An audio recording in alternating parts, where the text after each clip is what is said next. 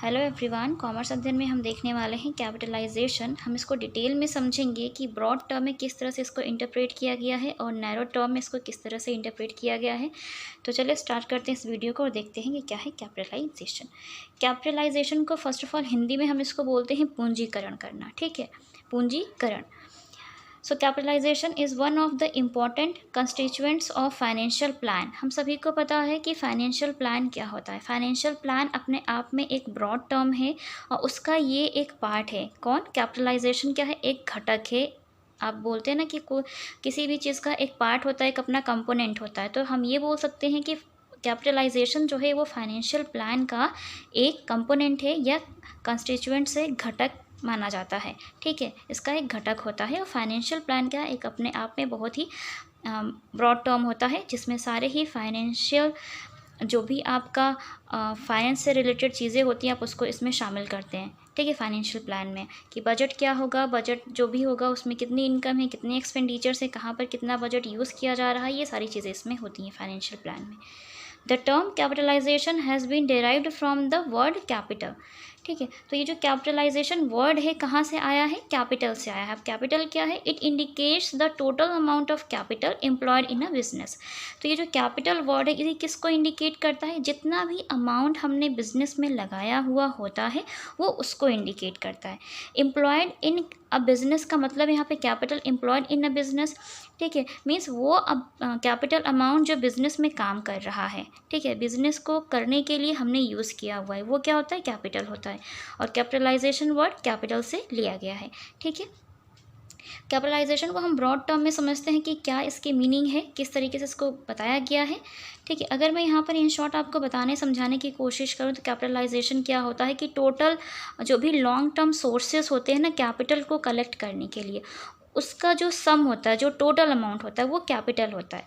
आप ऐसा मान सकते हैं, समझ सकते हैं, जैसे कि मान लीजिए कि इक्विटी शेयर कैपिटल से आपको मान लीजिए 1,00,000 रुपए रिसीव हो गए। ठीक है, फिर आपके जो प्रेफरेंस शेयर कैपिटल थी वहाँ से आपको 1,00,000 रुपए रिसीव हो गए।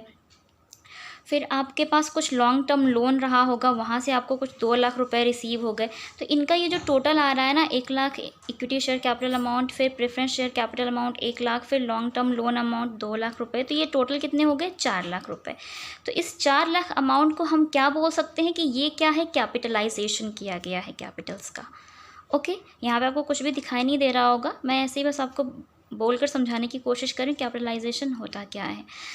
चीज़ें यहाँ पर मैं सिर्फ इसकी मीनिंग थ्योरी पोर्शन जो उसको डिस्कस करेंगे, फिर मैं न्यूमेरिकल क्वेश्चन लेकर आऊँगी जहाँ पर कैपिटलाइजेशन क्या है, कैपिटल स्ट्रक्चर क्या है, फाइनेंशियल स्ट्रक्चर क्या है, किस तरह से एक दूसरे से डिफरेंट होते हैं, उसको मैं डिस्कस करूँगी। ठीक है, इतना समझ में आ गया कैपिटलाइजेशन क्या होता है? जो भी लॉन्ग टर्म सोर्सेस होते हैं उनका टोटल अमाउंट जो आता है वो कैपिटलाइजेशन, हम सिंपल लैंग्वेज बोलते हैं कि ये कैपिटलाइजेशन कर दिया गया है इन अमाउंट्स का।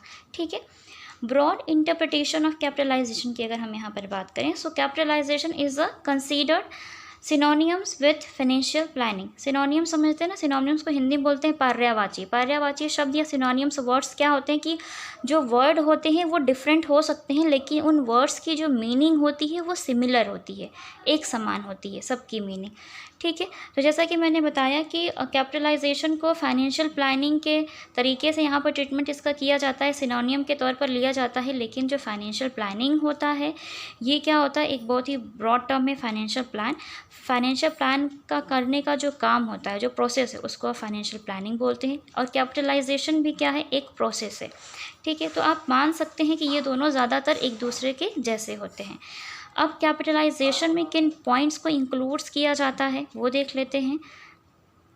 सो first point is estimating the total amount of capital required to be raised. अब यहाँ पर जो भी कैपिटलाइजेशन है इसमें ये पॉइंट इंक्लूड किए जाते हैं कि उन चीज़ों का अनुमान लगाया जा सकता है कि कितनी कैपिटल अमाउंट को बढ़ाने की ज़रूरत है, रिक्वायरमेंट है। ठीक है, तो जितना भी total amount of capital raised करना है, जितनी की भी रिक्वायरमेंट है वो आसानी से यहाँ पर अनुमान लगाया जा सकता है। सपोज़ जैसे कि मान लीजिए कि आपको इक्विटी शेयर कैपिटल अमाउंट जो है इतनी ज़्यादा इक्विटी शेयर्स को इशू करना है या प्रेफरेंस शेयर्स को इशू करना है कि कि आपको 5 लाख रुपए की रिक्वायरमेंट है तो उसको फुलफ़िल किया जा सके।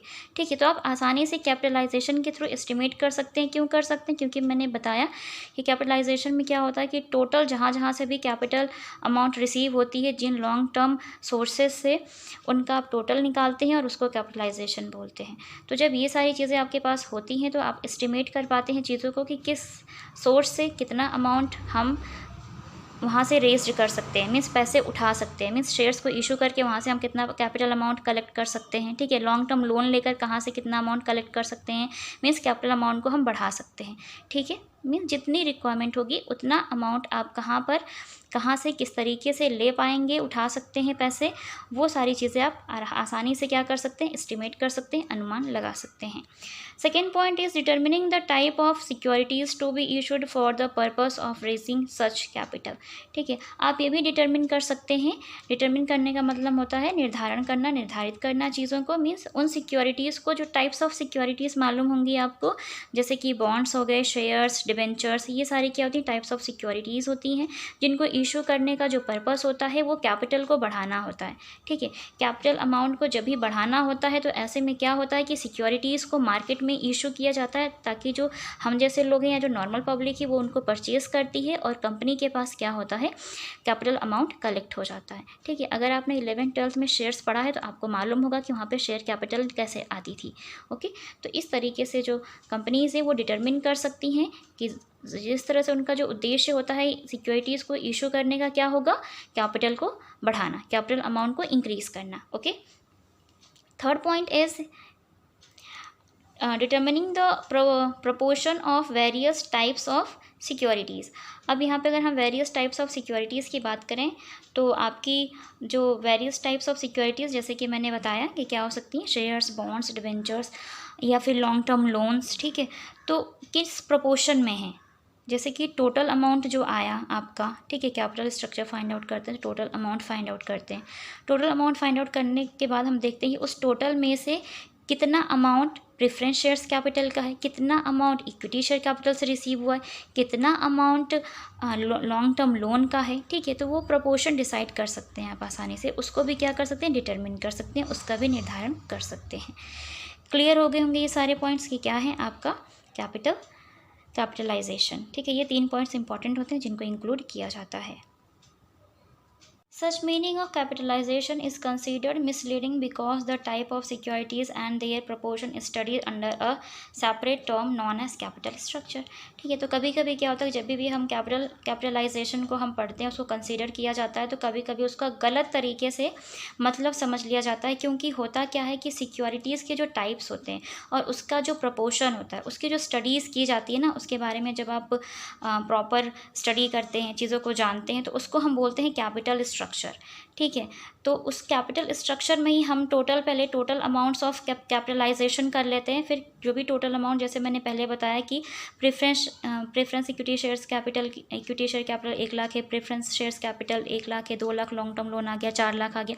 तो उस 4 लाख में से जो इक्विटी शेयर कैपिटल जो कि कितनी है, 1 लाख है, वो कितने % होगी, तो कैसे निकालेंगे, इक्विटी शेयर कैपिटल अमाउंट ले लेंगे 1 lakh divide by total amount 4 lakh, ठीक है, इंटू 100, इतना कर देंगे तो जो भी आएगा आपका वहाँ पे परसेंटेज या प्रपोर्शन, वो क्या हो जाता है, कैपिटल स्ट्रक्चर का पार्ट हो जाता है। तो कैपिटल स्ट्रक्चर में हम प्रपोर्शन को डिसाइड करते हैं। जैसे कि मैंने बताया कि टोटल जो कैपिटल अमाउंट आ रहा है कैपिटलाइजेशन का, वो आ रहा है कितना, 4 लाख अमाउंट आ रहा है। इक्विटी शेयर से कितना मिला था आपको, इक्विटी शेयर कैपिटल कितनी थी, 1 लाख थी, स्टार्टिंग में समझाने की कोशिश की थी मैंने। इंटू अगर हम इसका 100 कर दें तो कितना हो जाएगा, तो 0 से 0 अगर हम बात करें तो ये कैंसिल हो जाते हैं। ठीक है, हो जाएंगे, तो हम ये बोल सकते हैं कि, और ये जब आप इसको कैंसिल करते हैं, कुछ ज़्यादा ही कैंसिल हो गया, ठीक है, यहाँ पे भी 2 0 है 100, तो 4 से जब आप इसको डिवाइड करेंगे तो ये कितना हो जाएगा, 4 2 ज़ा 8, 4 5 ज़ा 20, तो ये 25%। हम ये बोल सकते हैं कि जो आपका इक्विटी शेयर कैपिटल है वो टोटल यानी कैपिटलाइजेशन का 25% है। तो कितना पोर्शन है ये, 25% पोर्शन है ये, आप ये बोल सकते हैं। ओके, तो इस तरीके से आप डिफ़ाइन कर सकते हैं।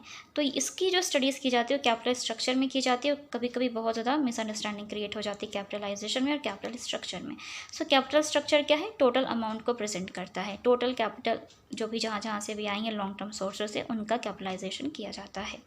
इलस्ट्रेशन के थ्रू समझाऊंगी, आपको और अच्छे से समझ में आ जाएगा। ओके, इस वीडियो में भी हम चीज़ों को डिटेल में समझने की कोशिश करते हैं, किस तरह से नैरो और ब्रॉड टर्म में एक बात कही गई है। तो उन तीनों पॉइंट्स को ध्यान में रखिएगा कि आप क्या क्या डिटरमिन कर सकते हैं चीज़ों को। तो ब्रॉड टर्म में उन 3 पॉइंट्स को ऐड किया गया है एक्सप्लेन करने के पर्पज़ से, समझाने के पर्पज़ से। ओके, अब हम यहाँ पर देखते हैं नैरो इंटरप्रिटेशन ऑफ capitalization.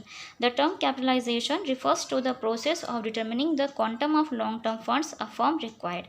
तो यहाँ पर जो कैपिटलाइजेशन को मीनिंग ली गई है वो यहाँ पर इसका मतलब ये है कि एक प्रोसेस माना जाता है क्या करने का, चीज़ों को निर्धारित करने का कि कब कहाँ पर कितने लॉन्ग टर्म फंड की मात्रा की आवश्यकता है। ठीक है, लॉन्ग टर्म फंड किस क्वांटिटी में चाहिए। ठीक है, क्वांटम ऑफ लॉन्ग टर्म जो फंड्स हैं फर्म में जितनी रिक्वायरमेंट है उसको फुलफ़िल करने का जो प्रोसेस है आप आसानी से डिटरमिन कर सकते हैं। ठीक है, तो आप इसे एक प्रोसेस मान सकते हैं, प्रोसेस के तरीके से ट्रीटमेंट कर सकते हैं, जहाँ पर क्या होता है लॉन्ग टर्म फंड्स की क्वांटिटी को डिसाइड किया जाता है फर्म के रिक्वायरमेंट के अकॉर्डिंग। ठीक है, तो ये डिसाइड किया जाता है। अगर according to Guthmann and Dougall की बात करें, so capitalisation is the sum of the par value of stock and bonds outstanding.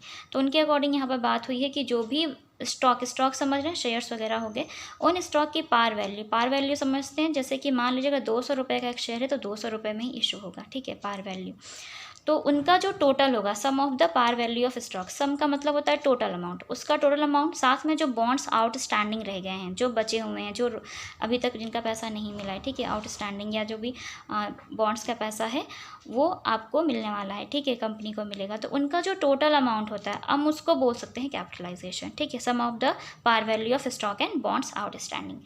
It includes only the shares, debentures and bonds in the definition of capitalization.